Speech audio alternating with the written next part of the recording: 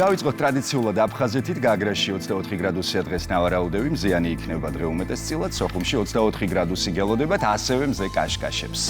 გადავინაცვლეთ ზუგდიდში 25 გრადუსია ნავარაუდები დღის განმავლობაში, მესტიაში 17 გრადუსი გელოდებათ და ასევე მზიანი იქნება დღე. ფოთშიც კაშკაშებს მზე და 25 გრადუსიო გვამცნობენ სინოპტიკოსები. რაც შეეხება ბათუმს, აქ 24 გრადუსი, ასევე მზიანია დღე. ოზურგეთში გადავინაცვლეთ, იქ 1 გრადუსით მეტია, მზე კაშკაშებს, ქუთაისშიც გრძელდება კაშკაში და 26 გრადუსიო ამცნობენ სინოპტიკოსები, ამბროლაურში კი 23 გრადუსი გელოდებათ და მზიანი იქნება დღე ამ შემთხვევაშიც. ახალციხეში 21 გრადუსი, მზეც გამოანათებს ღრუბლებიდან, ბორჯომში 18 გრადუსია ნავარაუდები. და გადავინაცვლეთ ბაკურიანში, სადაც 15 გრადუსს ვარაუდებენ სინოპტიკოსები, მზიანი იქნება ამ შემთხვევაშიც დღე, გორში 22 გრადუსი. ცხინვალში 19 გრადუსია ნავარაუდები, სტეფანწმინდას რაც შეეხება აქ 12 გრადუსი, უმეტესწილად მზიანი.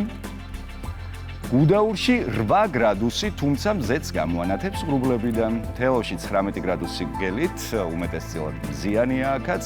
რუსთავშიც გამოანათებს მზეო გვამცნობენ სინოპტიკოსები 22 გრადუსი და ჩვენს დედაქალაქ თბილისში 21 გრადუსს დაგვირდნენ.